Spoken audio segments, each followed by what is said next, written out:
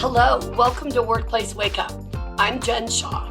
Every week, I spend about 15 minutes covering legal developments, introducing you to interesting guests, and providing some entertainment to start your workday. We have a really interesting topic today. Someone wrote in and said, Jen, what can we do about folks? They're all remote workers in our organization. And when they participate in Zoom meetings or Teams meetings, they don't want to show their camera. Am I allowed to require that they show their camera?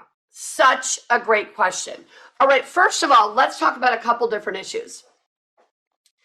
When you have remote workers, remember, if you are requiring them to work at home, you have to provide the equipment that they need. Now, Labor Code Section 2802 talks about reimbursement for necessary and reasonable business expenses. If somebody just wants to work at home and you allow it, but you don't require it, and they are able to come to the workplace, the on-site workplace, anytime they want, you don't have to pay for those items necessarily.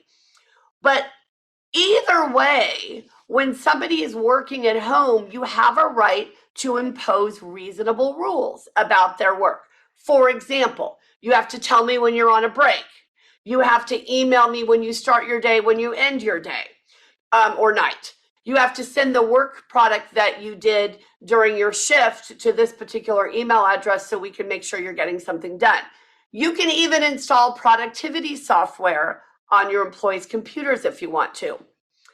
The issue of whether someone has to show their camera is an interesting one because of California's right to privacy.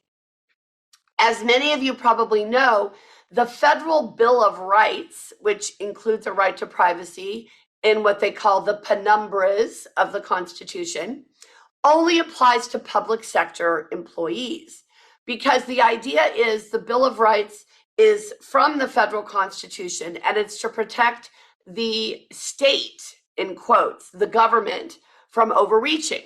Most other states in the country don't have right to privacy provisions, but we have a constitution here in California that recognizes the right to privacy as well. So not only do public sector employees have a right to privacy in California, private sector employees do as well. So this becomes an issue anytime you're talking about, can you look at your employee's email? You know, what are you allowed to know about their medical condition? What documentation can you request? And when it comes to these remote workers and meetings that they're supposed to be participating in, one of the arguments used to be, well, what if I don't want to reveal where I'm working? What if I don't want them to see the house I live in? Or what if I don't want them to see who I live with, right? Well, all of those questions and concerns have been addressed by the filters that are available on these programs. So it's very simple for someone to be on a Zoom call and blur their background or use another background, a virtual background, not where they are, but a virtual background of their choosing. Now, because you have the ability as an individual to use those features, there really isn't a good argument for right to privacy in terms of someone saying, I don't want to turn on my camera. And just like an employee can't come to the workplace for an in-person meeting and put a bag over their head, right? They have to participate. You can do the same thing for folks who are remote workers. And I think a lot of us, because remote workers became such a reality during the pandemic, it's not that we never had any remote workers before, but the numbers have of course significantly changed because of COVID. And now many people don't want to go back to working on site, right? We have lots of employers who even have closed their brick and mortar locations so that everybody is going to be working remote.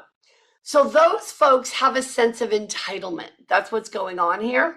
They feel like, okay, they got to work at home. There's a more flexible schedule. They leave in the middle of the day to go pick up their kid from school.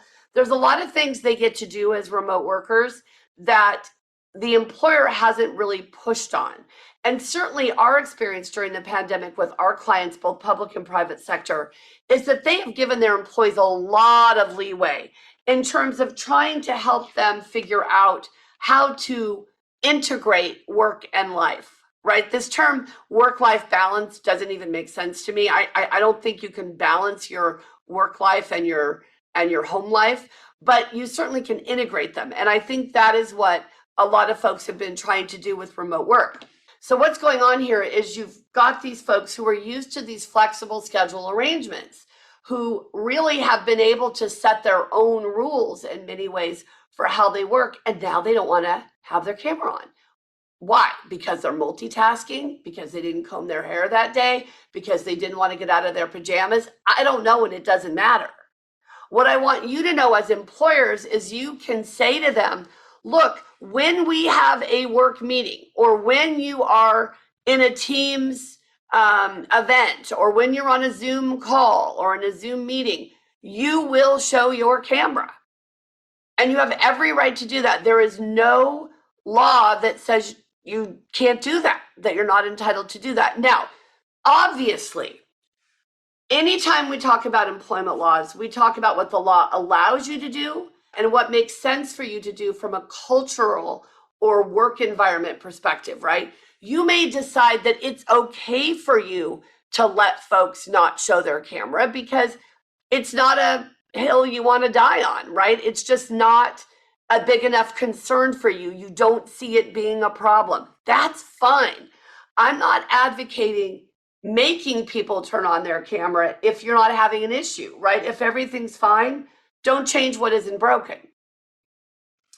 But I've had a number of employers reach out to me and say, it's really hard to collaborate or to interact with someone who I can't even see their camera. It's hard enough when we never see each other in person. But to have a Zoom call where some people are on camera and some people aren't is really uncomfortable. Now, what a lot of people will say in response to that is, well, how is that any different than a phone call? If you were having a conference call, you wouldn't get to see everybody. That's right, but that's why we're not doing it by conference call.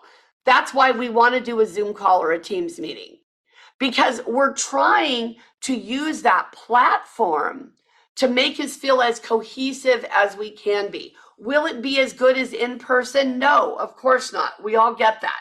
It absolutely won't be. It can't be. But it's really important to think as an employer, what do I want my culture to be? What do I want this remote work situation to look like?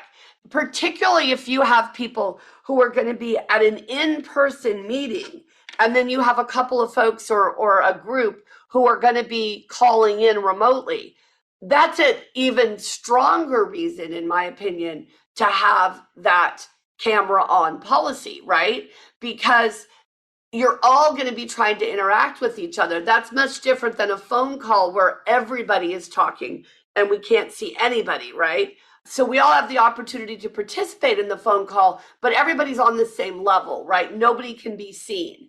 When you have these other platforms and some people are going to be seen and some people aren't, that often can drive a wedge among the folks on the team.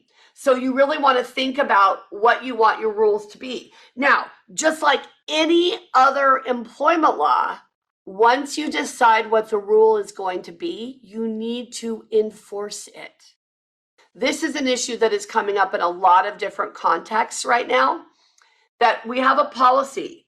Let's say it's a pay scale, right? We're going to talk about pay scales in one of our upcoming podcasts. There's a new requirement that employers with 15 or more employees have to distribute, include, etc., a pay scale when they post a job. It's all about pay transparency. Okay, well, here's the deal. The question I'm getting most frequently is, what happens if we're out of the pay scale?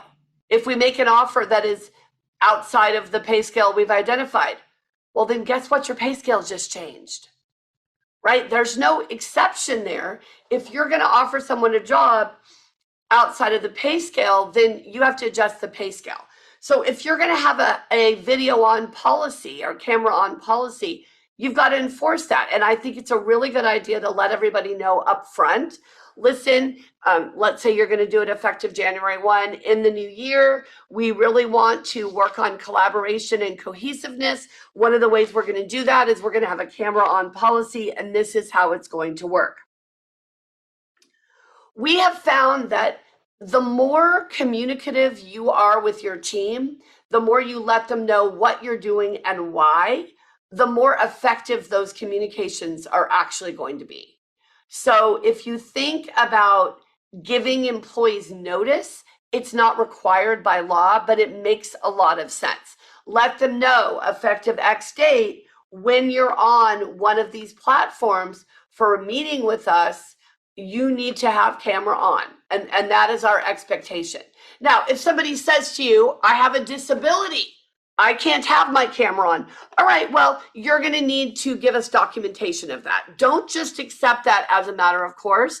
Get the documentation that you need for that. It's very important to understand, okay, what am I trying to do as the employer? I want to be fair. I want to be consistent. I want to make sure that the policies and procedures I have implemented are followed and adhered to.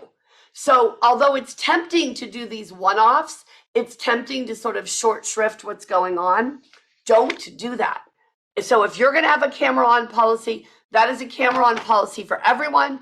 If someone asks for a reasonable accommodation for a medical reason, then you're going to need to get documentation for that. Those of you who work with Shaw Law Group, with our firm, you know we have a form called the Reasonable Accommodation Questionnaire that we use for that purpose. It has to be tailored in every instance to make sure that it's addressing the specific situation and that you're getting the right information from the healthcare provider. But that documentation is important. So none of your rules at work can be enforced without exception. The one exception you always have to consider is a request for reasonable accommodation. And remember, that can be based on a disability or medical condition or based on a religious belief or practice. But either way, you're going to have to evaluate it, but you want documentation and you don't want to make a quick decision. Even if it's your favorite employee, once you start making exceptions, then your policy really isn't a policy any longer. So there's a lot to talk about with remote workers. Don't forget to reimburse them for their reasonable and necessary work expenses. Make sure that you clearly communicate what your expectations are for scheduling. Many of our clients don't allow non-exempt or hourly paid employees to work remotely because it's hard to manage their wage hour liability, their potential wage hour liability. They don't know when somebody's working, when somebody's off. We have other clients who are 100% remote now. And it's so valuable to have policies and even remote work agreements with these folks so that you can make sure that you are very clear what your expectations are and what you want to be happening for those folks who are working at home. So there's a lot to think about here with remote work. But one of the big downsides is this lack of collaboration and lack of cooperation when we're all stretched out all over the place, right? And we're not in the same room talking. So having a video on policy can really help with that if you implement it correctly and you enforce it uniformly. Thanks for joining us, everyone. We'll see you here next time. If you enjoyed this episode and would like to spread the word, please share it with others, post about it on social media, and/or rate and review it. Of course, you can also follow us on LinkedIn, Facebook, and Twitter, and email us at info@shawlawgroup.com. Workplace Wake Up, including its guests and hosts, do not provide legal advice in this podcast. Do not act upon any of the information discussed in this podcast without consulting a licensed attorney in your jurisdiction.